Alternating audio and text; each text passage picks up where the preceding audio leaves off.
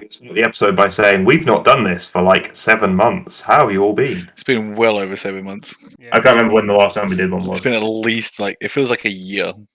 No, because we started this during the initial lockdown, and it's only been a year since that. It was literally April, May last year that we did this. So yeah. Yeah, so So, it must be like 9 months or something like that. Yeah, but I think luckily enough, that's just worked as the perfect introduction to our latest episode of the Board State Podcast. Thank you very much for joining us. I'm one of your hosts, Dave. I am joined this evening by the seducible Sam. No, that's not really a very good one. Salacious. Seductive. Can be seduced. I'm very easily seduced. So yeah, seducible. Go for it. The miraculous Matt and the delectable Dan. Greetings. And we're going to talk about things because apparently that's what we do. And the first thing that I'd like to talk about is how Wizards are handling their promotion or their PR around MTG Arena.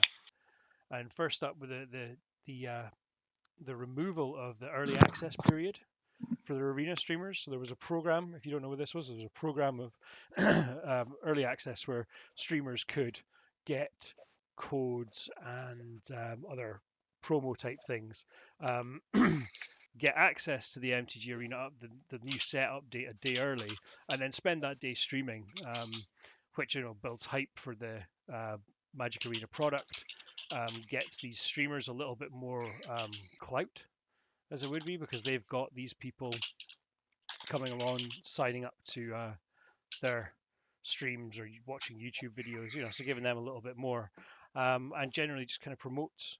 And unless I've gone absolutely blind, that's been removed with no reason or no given reason. I don't know if it's an official reason, but wasn't it basically just not worthwhile them doing? Like it wasn't doing what they wanted. I don't know if that's the official line on it, but that's what I've been seeing people saying at least. Okay, I hadn't seen anything like that. But I don't see any other reason why they would have gotten rid of it, because it's not costing them any money. It's giving them additional promotion and all that. Yeah, it's literally free real estate. Yeah. It seems like such a strange thing to take away when you all you're doing is you're giving out some codes. So yeah, that's maybe going to have a small impact on the amount of money they could make from Arena. But if some of these streamers are streaming to, like, I'm sure a few of the bigger ones were streaming to a couple of thousand people, on the regular as well, and that's surely something that's going to build up goodwill in the brand, if nothing else. Yeah, I mean, is it when you said it's not doing what Wizards wanted it to do, you mean like the viewer base for Magic-based things is getting stagnant? Like it's not bringing in new people? Yeah. No. Yeah, what did they actually want to achieve? What was the achieved thing? I'm actually just going to slam that into Google now and see what I can come up with. I would say that, like, at least from the faces of MTGA that are publicly used most often, you got things like Day9, you got Ali, you got, Jim Davis, you got a multitude of different people that are constantly streaming, and they're literally their favorite thing to do with their stream is this early access event. And they took it away from them, and a lot of people look to these sort of stuff. So you've got third-party people like SCG, which will initially get the first couple of spoilers out, and then be like, "Oh, we can theory craft some decks," and a lot of people get generally drawn in and interested into a particular set if they find that a particular archetype is re-risen that they enjoy, or a multitude of different reasons that they could potentially be interested in getting involved.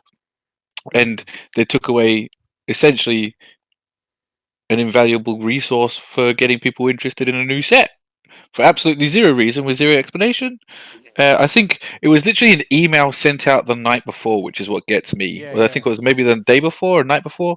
I'm not too clear on it, but it was like basically everybody was gearing up. A lot of these sort of streamers and stuff obviously spend a lot of prep time designing decks, this, that, and the other. These are normally higher tier sort of caliber players, so they invest serious amounts of thought and time into these sort of things, and they got an email the night before saying, "Oh, your favorite thing that you love to do that you spend all this time on is now cancelled." Yeah, I've actually got it up here. It was from Noxious on Twitter, and he tweeted out a screenshot of an email that reads, "Thank you for being an integral part of our Magic community and for your previous participation in MTG Arena Creator Program and Early Access events.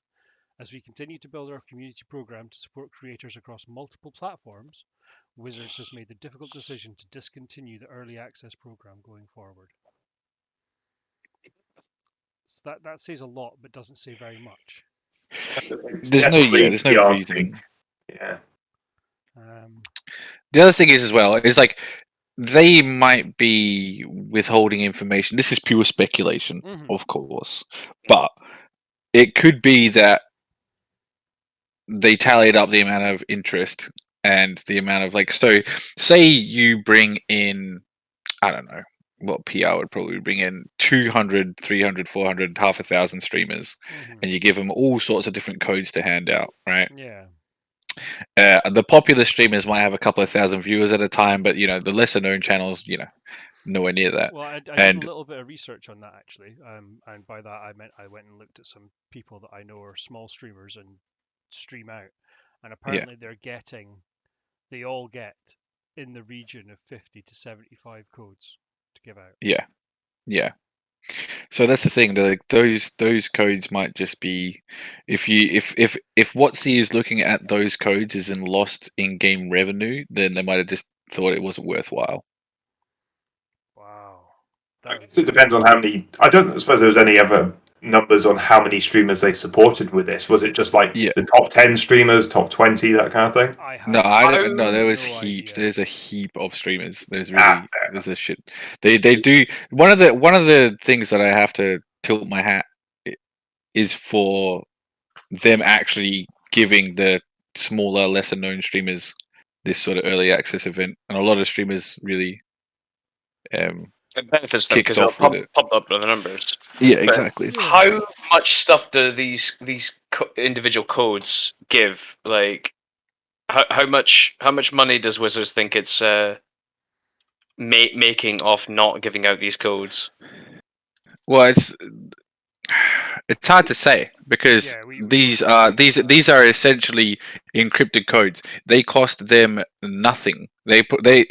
These codes cost whatever team that makes these codes a thing and work in Arena their time, their salary for X amount of Yeah. hours.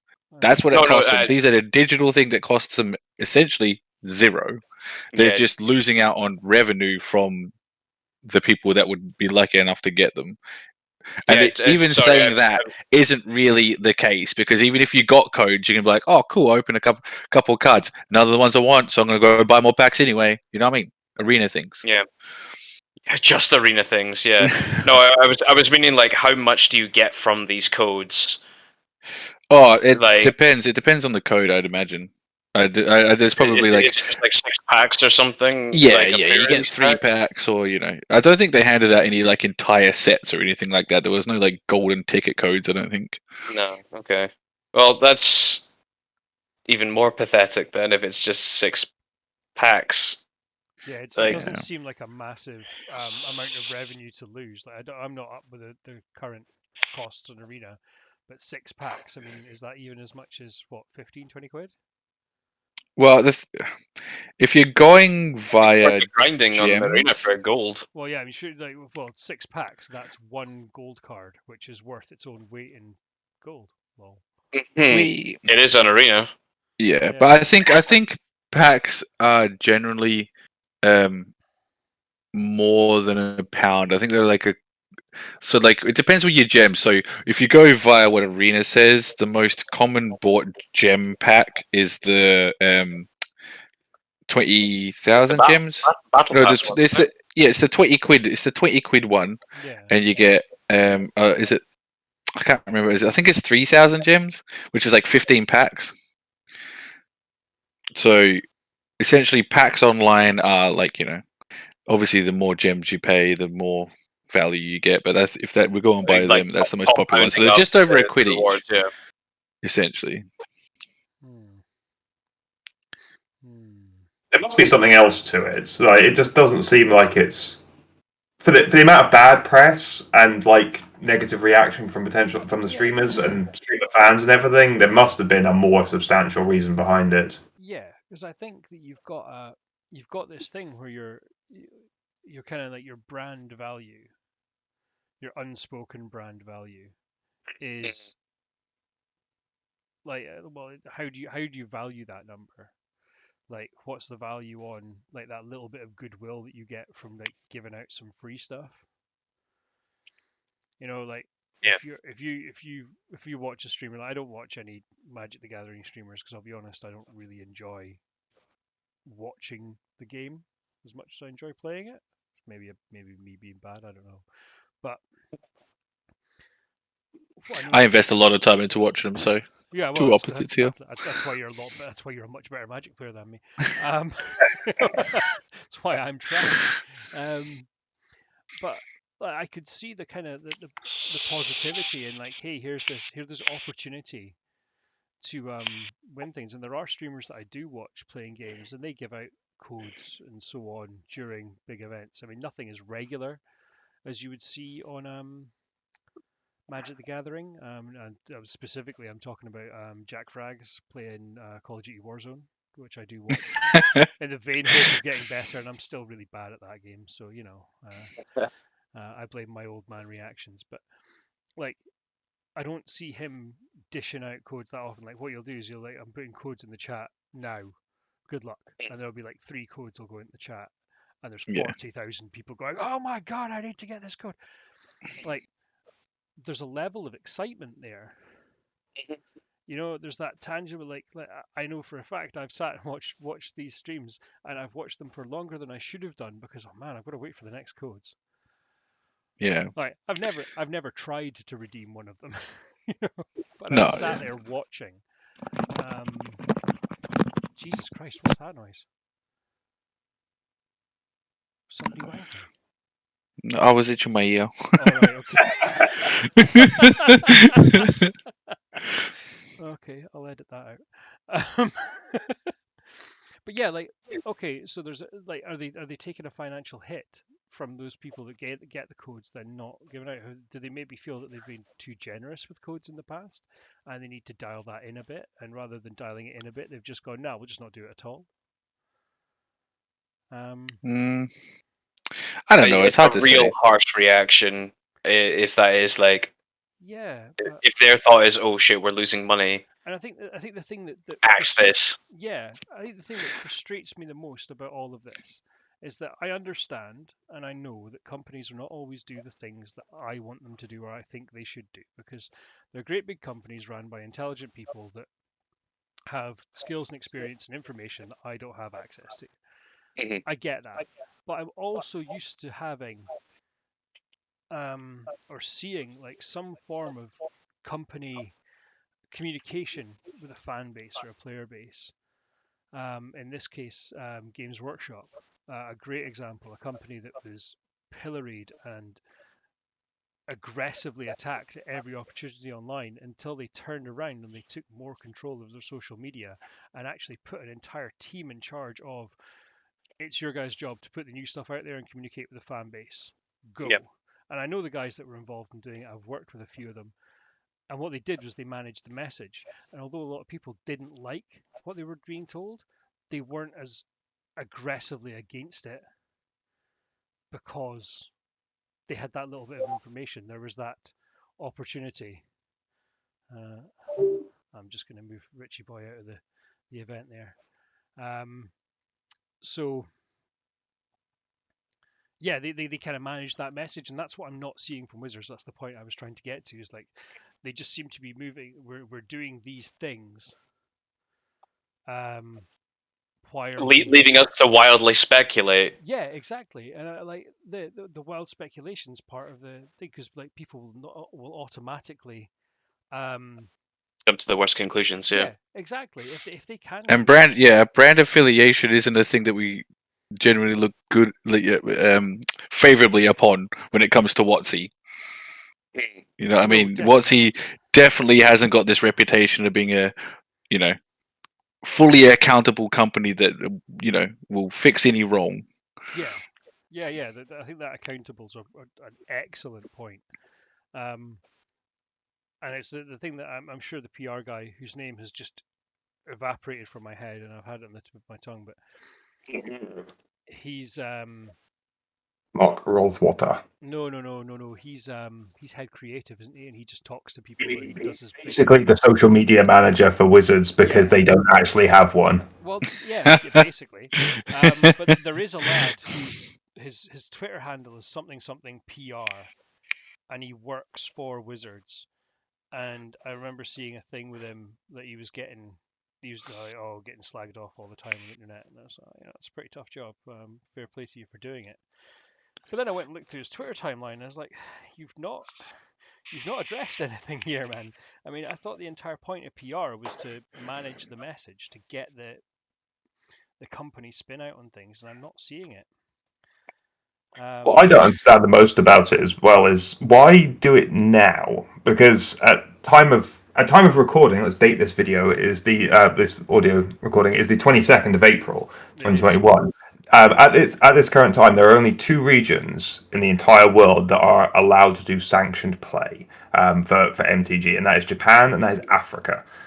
So And everywhere else- Australia. No, actually, I don't think Australia isn't. I don't think, but I could be wrong. Are they not under the Japan Oceania umbrella? Are they not the same region? No, because the message I saw specifically only mentioned Japan. It wasn't Japan and the surrounding area type thing. I could be wrong, and they might already. I could be wrong as well. I just they know might there's no already have cases sanctioned over play. there just now. Yeah.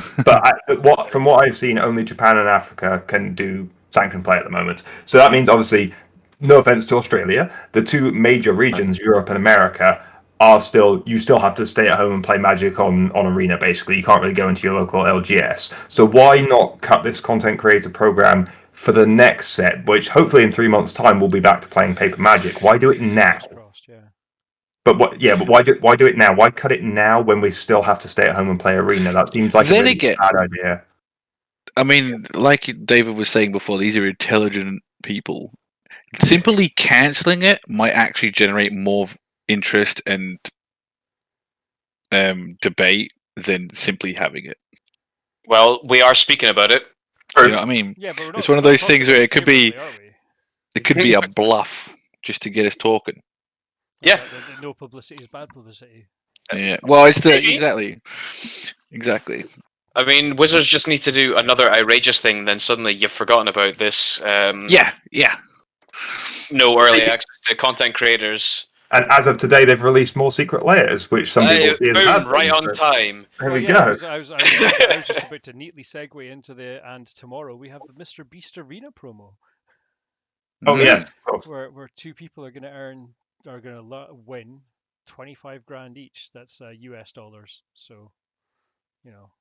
Like I mean- 24 nowadays with the exchange rate Yeah, to, right to enough, yeah, pounds. exchange Like so. So I It's a don't- very weird promo. yeah, It's like a lottery thing. yeah. It's like a The way I can see it, the article for it is extremely. There is not very much information at all. It's basically how you will be, how you will enter and how you will win kind of thing, and it's like 2 sentences. how do you enter? It Let's walk reads through it. Yeah, it reads to me like he's approached Wizards and said, "I've got this money. I want to give it away. How do you want to do it?" Rather than Wizards going the other way around and saying, "Like, Yeah. would you like to give away some money to like your adoring Yeah. fans or anything like that?" And Wizards are just like, "Yeah, we'll do your thing." Just because Wizards seem to have done the absolute minimum that they need to do for this promotion, which is basically Mr. Beast picks 2 people. Wizards go, "Cool, let's email them so that Mr. Beast can send you their his money." Yeah. Which is fine. Like, if that's what they need to do, then so be it. Well, But, it's the Mr. Beast like way to take over the world, isn't it? hey. Yeah. Like, I mean, I Yeah. don't know very much about him, but he seems to have his finger in a lot of pies. And of the few videos of his that I have seen, they seem to involve him spending and giving away ridiculous amounts of money on doing. That's basically what his entire YouTube channel is about. Is these extremely extravagant. Yeah. The one that stands out in my mind is he bought $1 million worth of scratchies Wow. and scratched them all. Wow. I to did see not if hear he can about make that. his money back. Plot twist, he didn't. didn't. But Who'd have thought? it's one of those sort of things where it's like a lot of people have thought, what happens if I spent 10 grand on scratches? Would I ever make money back? Yeah, yeah. He capitalizes on these sort of dumb ideas, but just takes it to the next Yeah, level. yeah. And of course, then to the ad revenue and the Yeah, clip yeah. that he gains from that, he will earn more pennies. Well, maybe it was $100,000. Perpetual for motion scratches, I can't machine. remember. He's managed to unlock basically. Yeah, he's to be fair. I mean, hats off to the guy. He's Yeah, obviously yeah. done something, Oh, yeah. something with his online career because he's certainly Yeah. a recognizable name. More money than I am. Yeah. Oh, yeah, definitely- for sure. Definitely not taking anything away from Mr. Beast, and I think that's something So, that needs to be. yeah. Yeah, if he's approached Wizards and he wants to give away money, then I'm all for it. Yeah. But it would be nice to have Magic personalities do it with Yeah. Wizards money rather than some Yeah. random famous YouTuber. But then again, when was the last time Wizards threw 50 grand at randoms? Yeah, I think the other thing is which one of those magic personalities, or even if you took all of the magic personalities from, I mean, let's say from the level of us all the way up to the people right at the top, the like, but like your- Goldfish and Loading Ready Run stuff. your Day9s and people like that. Even Yeah. if you combined all of those people, would they have the reach that Mr. Beast does? But the thing is they would have the reach in the right market. Now, That's a Mr. good Beast's point. name is very famous. A lot of people know him, but I'll, going out on a whim here, I'll say Not very most of many his fans don't claim. clientele isn't interested in Magic. Yeah.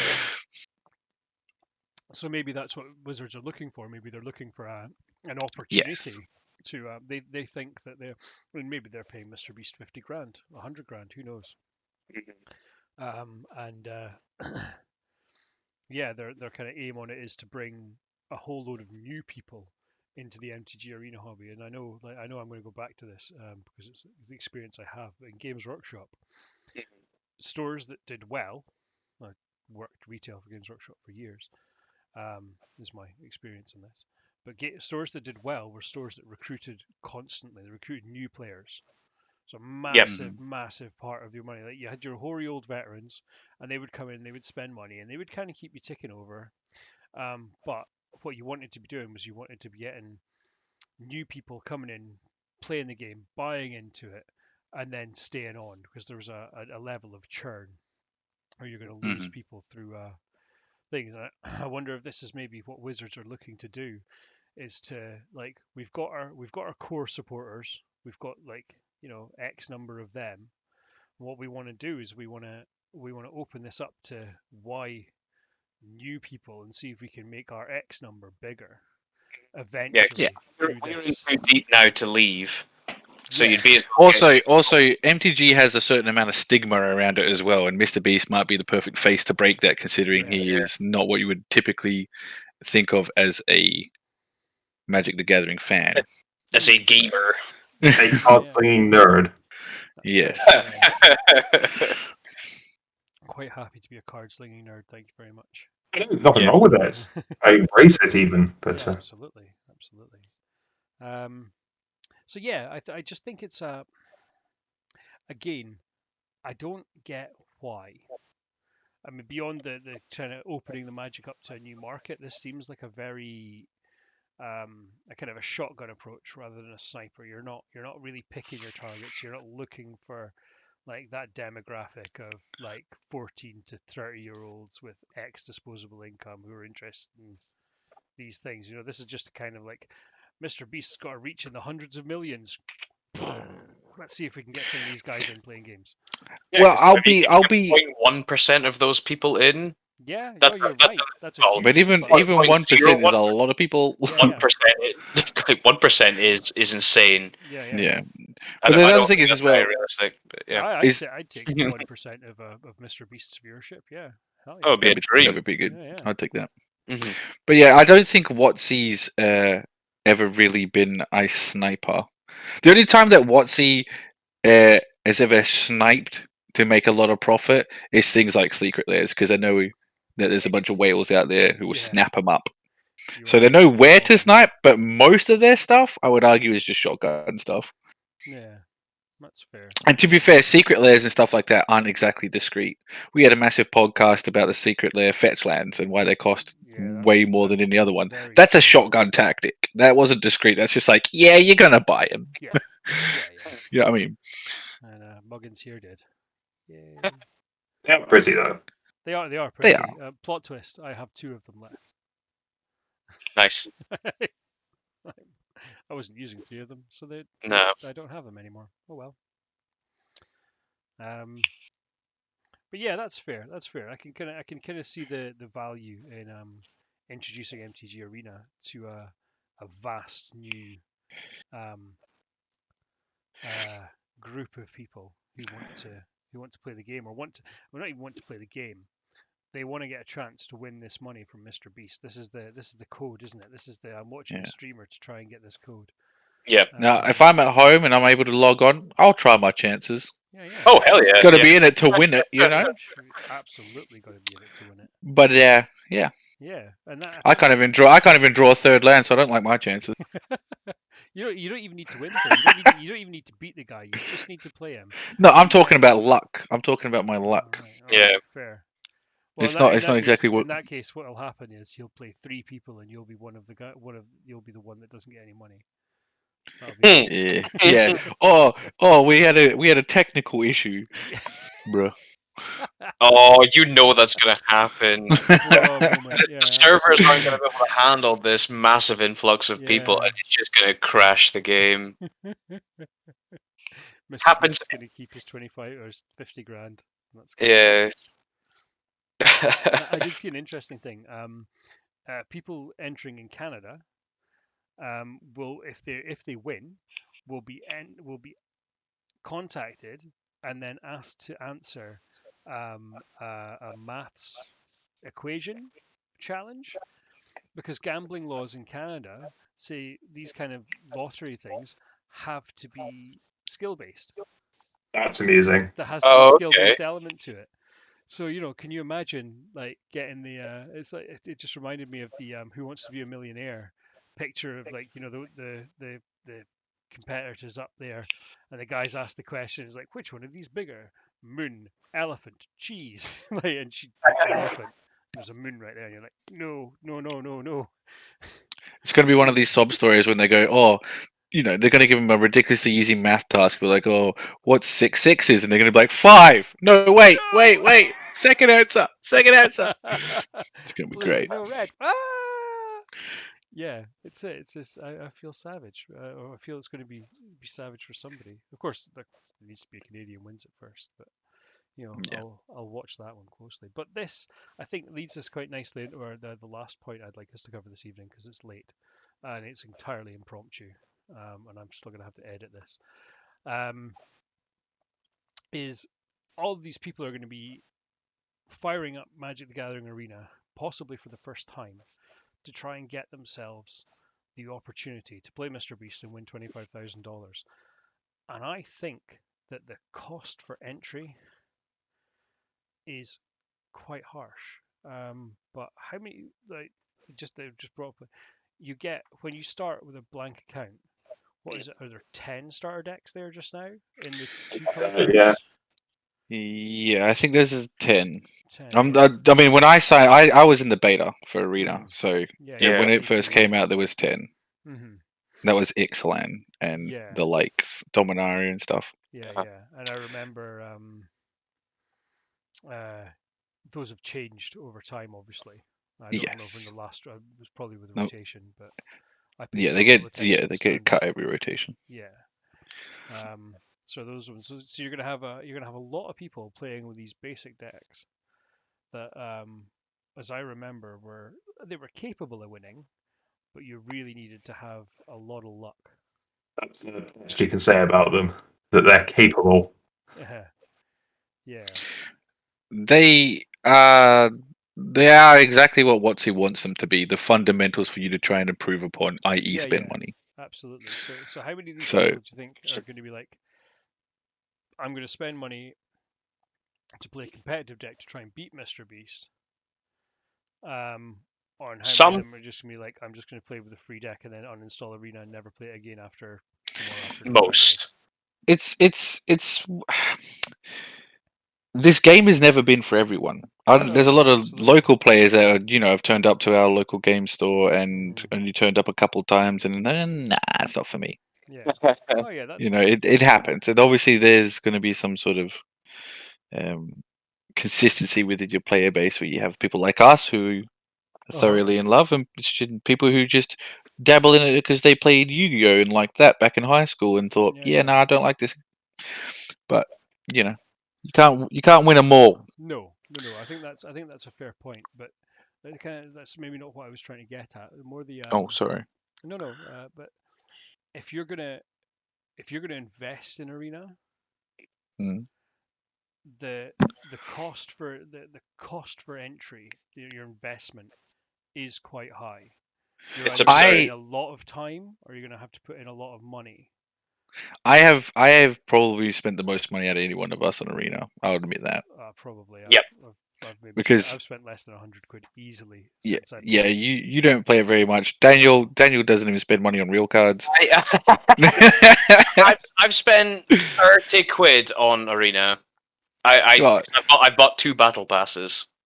I've spent more than that since Strixhaven was released. You fucking mad lad. Well, the thing is, though, I mean, like Matt obviously gets a lot out of it. Like, I do see that there's You brew the most decks as well. Yeah. Like, Yeah, I'll do maybe one every 2 weeks. I'll make something new. I like that is my favorite part about MTG, and unfortunately, it costs me a fortune to be able to do it online. Yeah. So what do you like? You're like, oh, I've come up with this great idea. Oh man, I need 4 wild cards. Quickly to the gem Yes. store. Well, I see. Isn't like I bought every new set I get the bundle. Yep. Uh-huh. So what's it called? What's the actual name of it? Pass, yeah. Battle Pass. Yeah. Yeah, sorry. yeah. The Battle Pass. So I get the Battle Pass because, and I try and preach it that people go, oh, how do you have so many decks and so many cards? It's just a Battle Pass. The Battle Pass is a great little thing that gets you a fair chunk of what you need. Unfortunately, Arena, like if you give me a moment to have a little sook, will never give you the cards you want, no matter how many packs you open. Yeah. I have opened, I don't know how many Strixhaven packs since it's released less than a week ago. But the mythics that I have got like one of the dragons, and then 4 mythics, like a full play set of mythics of literally the worst mythic in the set. Is it the lesson one that makes all the It tokens? is the lesson one, believe it or not.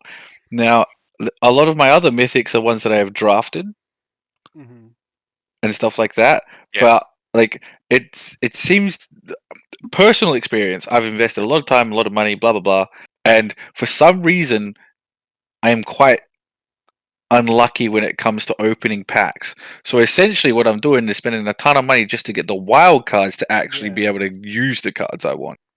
Yeah, that's where the MTG Arena economy really falls down for me. Yes.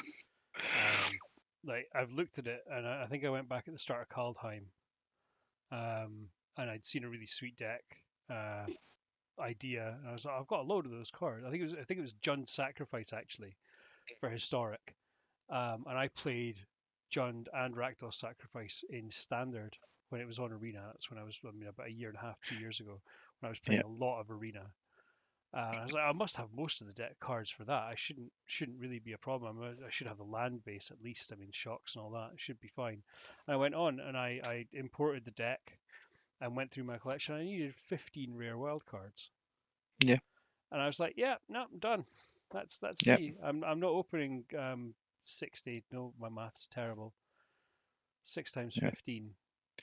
90 packs. Just to have this one deck, and by the time you actually accrue that amount of packs, it's going to be 2 sets later anyway. Exactly. I understand it's historic, which is Arena's non-rotating format. Yeah. But like, still, like the level of I'm hyped and excited to play this deck to fuck that noise. I'm not going anywhere near it. I mean, it was instantaneous. It was faster than Ian's tone changing in his game against Sam tonight. That's what this was. Yeah, I mean, it's This set is also one of the worst and potentially best based upon how lucky you are, because because of these mystical archive cards. Oh yeah, yeah. Obviously, with historic being its non-rotating format, that and the other, these archive cards are essentially an anthology, Yeah, yeah. Yep. Are they? right? Do you get them They're in the better arena than the bundles? other anthology. Yeah, you get them in almost every pack. Okay. Quite often, I'd Right, say right. 75% But of the mystical time. You archive get them. cards, they are guaranteed one every pack, whether it's a Is it? rare or an uncommon. Yes, Yeah. it's guaranteed Oh, one okay. every Sorry, pack. Yeah. I remember opening packs. I thought they didn't have them. Okay, well, it must have I'm been a common. I think. 99.9%. I could be wrong, but I'm 99% sure that you get one, Yeah, whatever. but that's the thing. Like I was saying, I've opened a lot of packs, and I have literally had to craft every one of the mystical archive cards I wanted. Yeah. Because I just for some reason it's given me a place in a Blue Zone Zenith. Nice one, Oof. What a nice card. one. All I want was an Inquisition of Kozilek. That's all I'm asking for. Yeah, yeah. You know, That's you know. why I mean, like you're saying that the lottery. I opened my pre-release pack for the event that we ran. Got an Inquisition of Kozilek.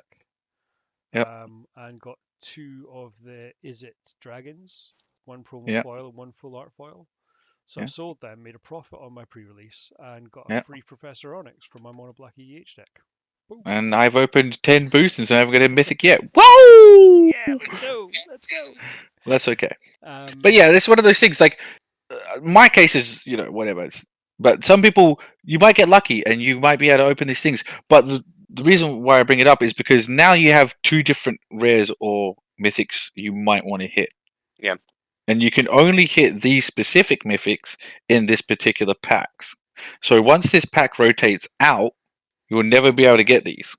And you're going to have to spend soul wildcards on this is essentially 2 sets Well, slapped you'll together. be able to buy the boosters forever. Like, you can buy any booster on Arena of a release set.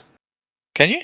Yeah, Oh yeah, yeah. Obviously you can, yeah. yeah. But as in, you're gonna once this rotates out of standard, you're essentially only in it for these mystical archive cards, unless you're looking for a chase rare or mythic or something that Which becomes also where busted later on. the Yeah. unfairness of it comes when you look at the rarities, because they did the rarities. The way they did the rarities for paper was that if it was a rare or a mythic, it was a new card into historic. If it was a common, Yes. if it was an uncommon, it was already there, which is fine for paper, and it gives it a bit of rarity for the paper, Yes. even though they're dirt cheap anyway. But when you get it onto Arena, you've got something like, say for example, Weather the Storm and Faithless It's a rare. Looting, both of which are common. Rare. I hate that it's a rare. Yeah, which are both commons in paper, but they're rares now on Arena and Exactly. only rares because you can't get any other version of them apart from this Mystical Archive card. So you have to spend rares on a Faithless Looting, which is a real feels bad.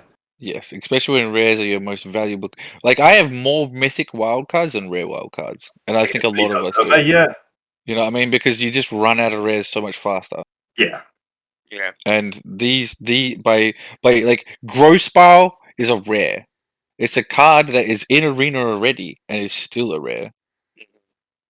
Yeah. Which In an I archive think is slot. fine. Like, if they had both the versions, like you pay a rare wild card for this god awful Faithless Yes. Looting art, or you pay a common or uncommon wild card for the normal art, absolutely Yeah. fine, not a problem. But I disagree because Growspile, things like Despark, Growspile, these sort of uncommons that are already in here, Eliminate. I think Eliminate still is uncommon actually, but whatever. Yeah. These cards that they've amped up to rare for the art is still a slot in your pack. Yes. Yeah. Yeah. But the And common and that- uncommon slots matter a lot less than the rare and mythic slots. Exactly, and that shouldn't be the case in my No, opinion. it shouldn't. You're right. Yeah, because you said you were after an Inquisition, and that would be, you would think that would be an uncommon wildcard. Yeah, but it's it's a not, rare. And Yeah. when rare, Normally, isn't it? The paper versions are rare, isn't it? Inquisition? No, Inquisition is uncommon. Inquisition, because was a rare in Conspiracy 2. And it was an uncommon. It's definitely an uncommon it was an uncommon in Modern Master 17. It was an It's uncommon definitely it's an uncommon, and it's a uncommon in the set with the diamond as the symbol. So the Eldrazi. Oh, I thought it was always been a rare. I didn't realize it started off as an uncommon. The actual paper Inquisition of Kozilek, fancy art, whatever it's called, card has a rare symbol on it. Yes. Mm. Whereas you have things like Strategic Planning and Revitalize, which are both uncommon. The Yeah. Inquisition of Kozilek has been rare bumped, but This was calculated. Like Hmm. this wasn't we'll just whatever the card is, we'll make that the card. No. Inquisition is a staple in any black deck that cares about hand hate. You know? I think it's a Ephemerate. staple in any Ephemerate's a black deck. blink card, and they made that a rare. Yeah, It's not even a particularly busted card. It's just like, oh, if you want to blink stuff, it's going to cost you a rare. mhm. That's what I'm saying. Like, it makes sense in paper because of the way they wanted to do the legalities for historic, but it doesn't Yeah. make sense in arena. Yeah. Yeah. Because it it's- seems like cynical. Like, and I know this will get thrown around by so many people for so many things that WotC do, but it's a cynical money grab. Yeah. WotC has definitely been proving that they are more inclined to not give a fuck, shall we say, when it comes to blatantly money grabbing the Yeah. community these days. I- It's I- becoming more increasingly obvious where to the point anybody who's trying to defend Wizards at this time, in my eyes, hasn't been paying attention. I think I think I defended them a lot. The idea behind the secret layers I thought was a great idea that they've maybe gone a little bit too far with. Secret Lair, I don't have that much of a problem with, as long as like with these. Aside from the fetch lands, didn't like that one. Yeah, that's fair. The rest of them, I don't mind. Yeah, I get the fact that a company's the prime function of a business is to make money. Yeah. Right? I mean, I'm not naive in that sense, Mhm. but this and there's a few other things that just kind of leave a bad taste in your mouth. You know, like Some even though I communication would understand be it. nice, yeah. Yeah, again, and that's going back to the earlier points we were making about managing that message. Yeah. This is Yeah. why we're doing this the way that we're doing it. You may not like it, but at least we've But told you but properly. instead of getting like reasonable reasons why they're doing these weird sort of things, what we do get is at the end of the year they go, this was our most profitable year because we fucked you all over. Look at this. Yeah, Literally, they put up a Yeah. thing saying this was the best year WotC's ever had during lockdown yeah, because we released 1,000 fucking products and sapped you all. yeah. I mean, that's just And it's just like, savage, you, isn't it? instead of doing that, just tell us why you're doing this stuff. Yeah.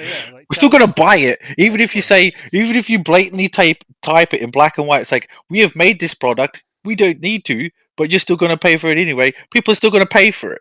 Well, people like okay, so people are going to pay for the artless lands, which I Yeah, think is exactly. the biggest joke. I mean, like they've memed a meme. I mean, like we've got layers in this one. I'm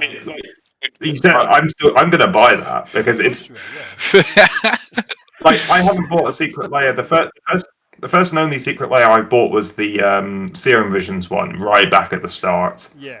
I've never bought another. I bought a couple of like individual cards off the secondary market, and everything, but this is the first one in a while that I've been like, yes. Ever since I saw a mock-up of it like 4 years ago on Reddit that this could be a thing, they've actually made it a thing, and I will buy them because it's great. I'm still waiting for somebody to come out and go, it was a joke. We fooled you.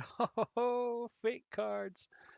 Yeah. But, yeah. I mean, like, don't get me wrong, I own Secret Lair cards now, and I've been Yeah, me too. protesting it ever since it's out. But I only do that because I got a place of Athalias that were Secret Lair ones for the same price as non-Secret Lair. Because why not? Yeah, You know what I definitely. mean? I would like the Assassin's Trophy metal card, but that's the only card from any Secret Lair that is interested me. That and Angerstone Making. I still need to pick them up. I'm looking for. I've got my Croxa is coming eventually. Oh yeah, I've got that box on its way. I like a Croxa. Yeah. Who doesn't? The Crocs route was pretty dope. Yeah. Must admit. That Assassin's Trophy will set you back €25. Not the It's not worst. No, but when the entire set probably was like 30 or 40, that's a. Oh, okay. Yeah, hang Good luck. fire. I mean, like obviously you can't get that secret layer anymore, so you have to buy secondary market or nothing. So Sure. This What's the regular Assassin's Trophy sitting at now? It must be it's like tenner? 10 quid, 8 quid, something like that. I'll get that one. I think it's always going to hold. I might have a spare actually, Dan. I think it's always going to hold value because in Jund Golgari color combinations, That's a it's fantastic just removal spell. big Yeah. house. It's an amazing card, yeah. Like I'm gonna blow up your Tron land. Go and get a wastes. Meh. You know, like you know, it's If you can. you know, so you've cracked your map. Okay, that's nice. In response, Mhm. you know, I'm gonna It's- blow up it's, the one you don't have. The reason why David's bringing up Tron here is because Sam's currently in a tournament dominating everybody with E-Tron. Yeah, do you want to talk about the Modern League for a little I bit? think, yeah, we totally could do. Yeah, we End on a positive. yeah, that's a great Right, idea, Dan. positives. Good shout. So yeah, I think somebody had the idea in one of the millions of messenger groups, and I piped up and said I would do it. And then after me not doing it for a couple of weeks, Matt got shitty with me and was like, "When are you fucking doing this then?" I was like, "Bring my finger out and do it then." And I'll have you know, I was my original idea. Thank you very was it much. your original idea? I was just too lazy to execute anything. I'll have you know. You're the ideas guy. I'm the ideas guy, right? Yeah.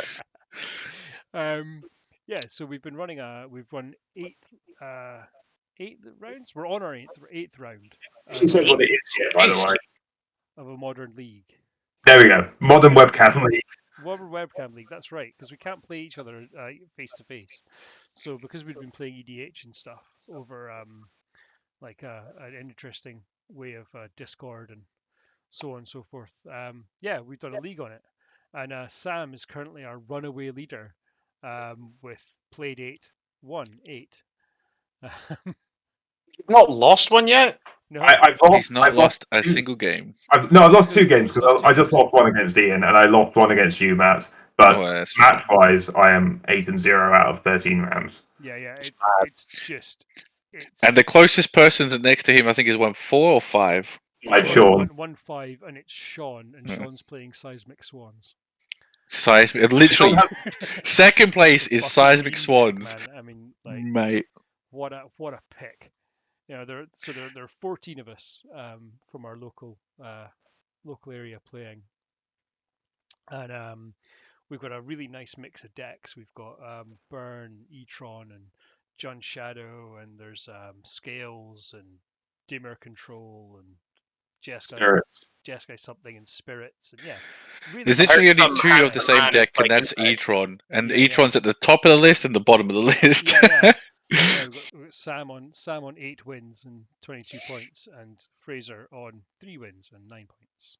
I heard some handsome man is playing Infect as well. Oh, Really? Who's that?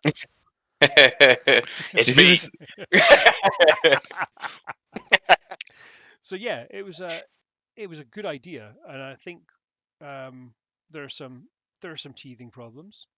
There are some people aren't massively happy with the way that we're allocating points for wins and losses. We've done it as you get 1 point for every game win that you get, with an extra bonus point if you 2-0 your opponent. So essentially, with every game or every match, there's a total of 3 points up for grabs. So you can go 2-1, you get 2 points, your opponent gets 1 point, or you can go 2-0 and you get 3 points, your opponent gets none. And that has led to the interesting situation where there is actually, we'll just use the Callum, Matt, and James situation, where we've got 2 players who have won 2 matches and are on 9 and 8 points respectively, and then we've got 1 player who's won 3 matches but is only on 7 points because they've been 2-0'd so often. Or their other I'm not too old. Other people themselves. Yeah, not 2-0'd other people themselves. Yeah, and that's caused a bone of contention. And yeah, we'll need And also that even though I'm 3 wins clear, but Sean hasn't played his 8th round yet. Yeah. I'm still 10 points clear at the top of the table because I've had 6 2-0s. Yeah, which is Mad So- lad. Now, what people need to understand, this is all agreed upon entry. Yes. This was how the points were discussed, and this was a thing, and yeah. people knew that going into this. And that they weren't So- allowed to change their deck halfway through. Yeah, you can't change your deck. You have to submit lists. There's no tailoring sideboards. There's none of that nonsense. That's So getting 2-0'd all the time means you turned up. Yeah. I won't say ill prepared. I'll just say unfavorably. yeah, I think I mean, how much- It happens. You just run bad. Yeah, How much and can yeah, you really compare against a 5/5 reality smasher or 3 in your face? Yeah, Mm. it Yeah. doesn't end well. And Well, it doesn't help that Sam is also the most jammiest bastard on the face of the planet. I can top deck rather like be a bot. lucky than good. Sam top decks like no one else I've seen. I swear to Yeah, God, it's unreal. Yeah, it's a lot of good fun. I'm looking forward to running more of these, and I think that once our LGS tabletop minis, tabletopminis.co.uk, ran by our friend Riath, once they reopen, I think there will be more in-person games, but I think that the format of this, we're not going to see our Discord, our online games going away at all. I think there'll be Immediately, lots at least. of them. Not until we compile 20 people into the shop again to play Yeah, FM or something. So, But Which even we're a then- little bit off. We're a little bit off that. yeah. Yeah, a little bit.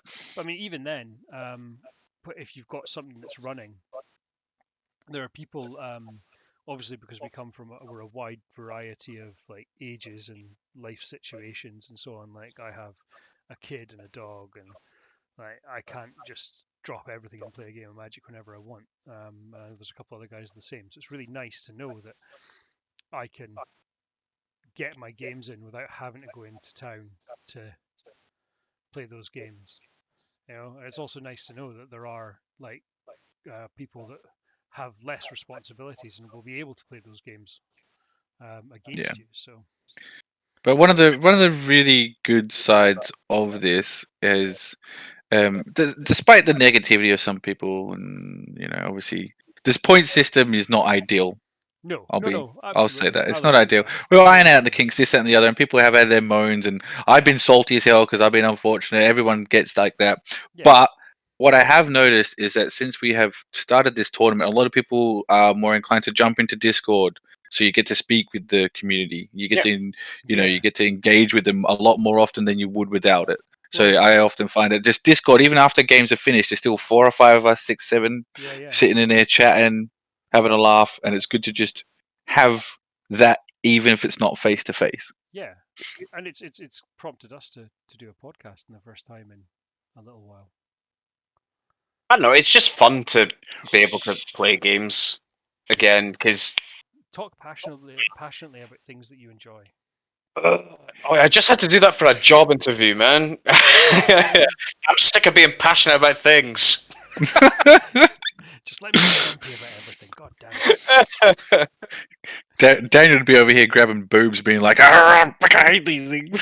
Whoa, that's an attack on my character. Yeah, I don't think there's any man in the world that would say boobs aren't great. Facts. Yeah, but I'm not going about grabbing. No, I mean that's fair. That's a fair point. I meant with your missus. To be fair, let me Oh, right, clarify. right, okay. He's not a sex pest. He has a partner that she's lovely. I meant with her. Does she have boobs yet? Pardon? Nothing. Not as hey, wait, hey. I have Calm down, like you have your kids and dog. I have my partner and her boobs. That's fair. That's fair. I'd rather have your partner and her boobs than my kid and dog. So, Well then. Oof. We'll edit that out. Don't worry about yeah, it. it's all right. It's all good. No, not at all. I seriously decreased the caliber of conversation by introducing boobs. My apologies. Yeah, we're gonna upset some people now. Introduce the boobs, not you, Matt. I thought it was. They were around much longer than you were. Well. Matt over here trying to take the credit for boobs. I don't. Hey, look! If I get to put it on my resume, I would. Yeah. You're hired. I discovered boobs. That was you? My God. This guy. It's a new one on this twist of like my dad invented the post-it note. Yeah. My uncle works for Nintendo. Yeah. My dad discovered boobs. Ah, lovely. So I think on that note, gentlemen, where are we? We're 54 minutes in. I think I don't think there's anything pressing that I want to talk about. I think we've removing early access arena streamers. It's bad. Mr. Beast Arena promo has its merits, but is just why? Seems strange. Traditional Watsy, great idea, poorly executed. There we go. There we go. Yeah. And then the arena cost, the entry cost is too damn high. Yeah. And it's getting worse and worse every set that gets released. Yeah. Yeah. It's getting harder It's- and harder to catch up. It's these mythical archives, man. These mythical archives are killing me right now because I need so many rare wildcards. I know. I say that I'm tendrils of agonying someone out. Oh, I dude, I need to fucking stormed off for 18. That was pretty good, and he let me do it. Feels good, man. What, bro? You've got to give that to your opponent when they're just like watching their demise. You know. 'Cause it takes fucking ages to pull Yeah, off. God. Just sitting there spinning my wheels with Bolus of Citadel. Doop-a-doop. And then bam, you're dead out of nowhere. Fantastic. But not out of nowhere because you got to put all 18 triggers on the stack. You get there. But Mm. yeah, guys, it has been an absolute pleasure being back doing this. Mhm. Let's do it again soon. Yes. I'm sure there's loads of things that we can complain about in the Magic kind of universe.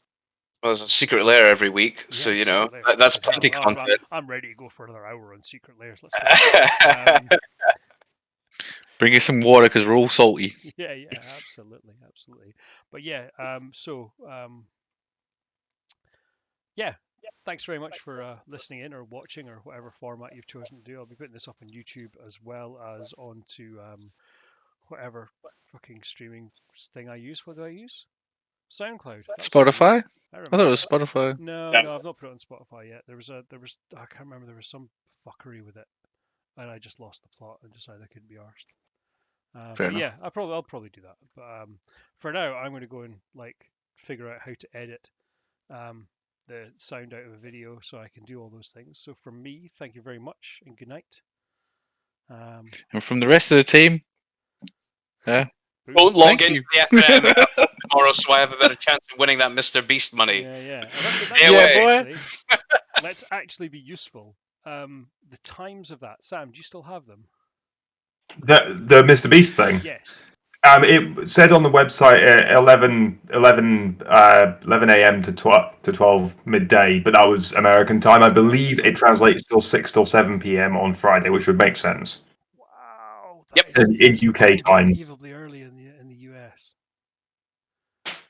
Like, Good. People got jobs. I know, right? Yeah. Less people, man. That'd be fine. Yep. Be fine. Oh well. Well, from me, thank you. Good night. From Matt, it was a pleasure speaking to you all. Thank you for listening.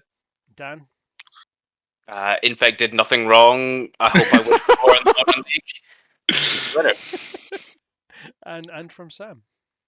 At the time of this video, Simeon Spirit Guide has still been banned in Modern, and everywhere I look, I see his face. Yeah. I'm going to pour one out for Mox Opal and my homies. Yeah. That was years ago. You've had time to get over that. Simeon Spirit Guide is still fresh in my heart. No, that's- It's like that Wolverine picture where he's sitting on the bed. Yeah. Yes, and I miss him Hang dearly. on, give me 5 minutes. I'll put Sam's face on that. Mate, do it. That's the thumbnail. That'd be a right good thumbnail. there. That is the thumbnail. It's going to happen. Get that sent over to me. All right, guys.